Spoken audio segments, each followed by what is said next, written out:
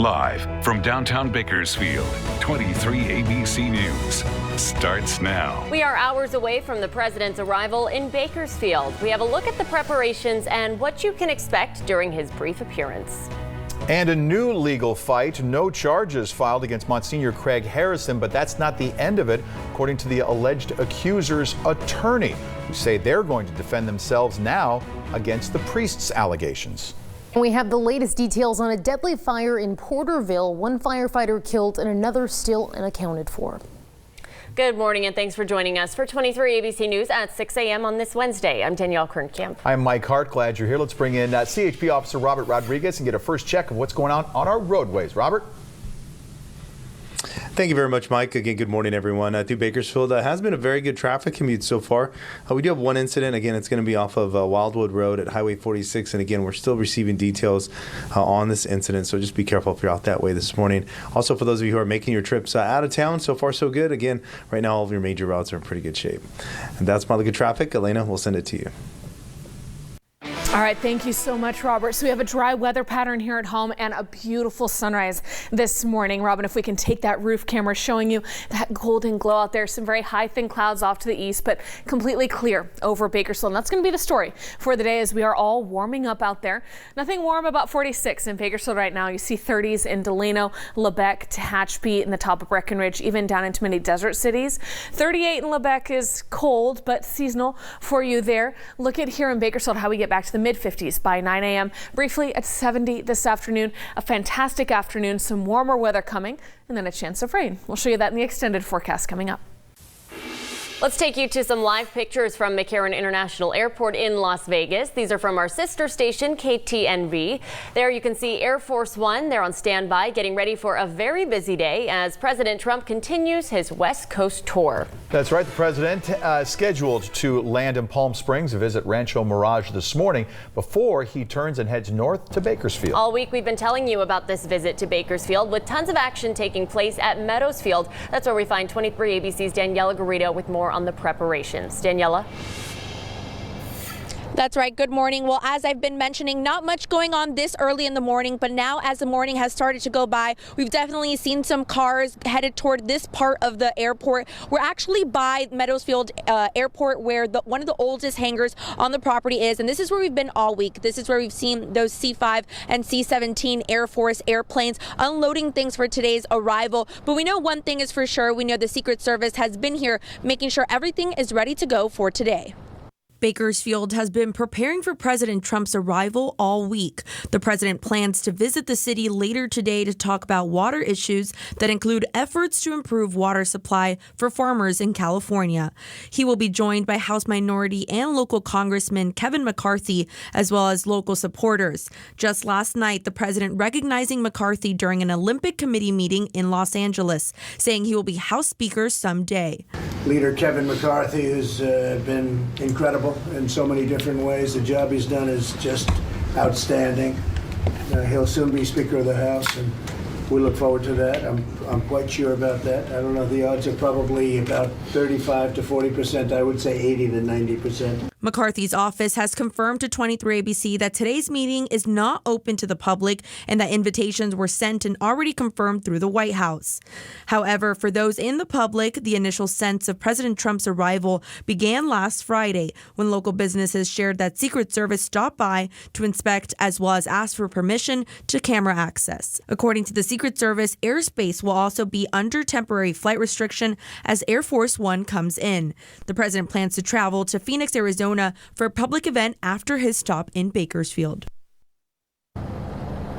So as we've mentioned this week, a lot has been kept under wraps about President Trump's arrival, but we're going to be making sure to have team coverage for you right here at Meadowsfield as the president arrives and to ensure you have any closures that might affect you this morning. For now, we're live at Meadowsfield Airport. I'm Daniela Garrido, 23 ABC News, connecting you.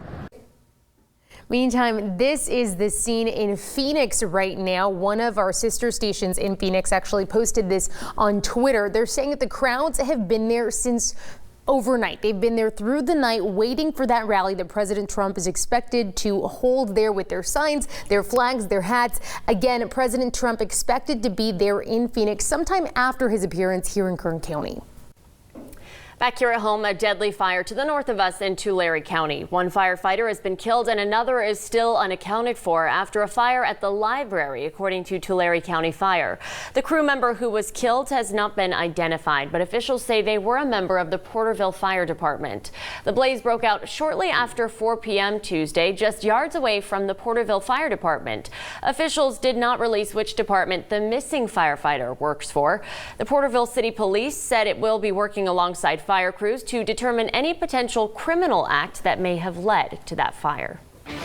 And we are hearing reaction from local fire departments who are mourning the loss of that firefighter. Kern County firefighters posting this on Twitter saying our thoughts and prayers are with all involved. We're also hearing from one of the Twitter accounts out of Los Angeles, from the Los Angeles firefighters. They're saying words fall short. Be strong, Porterville. Your fire family needs you. In other news, Governor Gavin Newsom will deliver his State of the State address later this morning.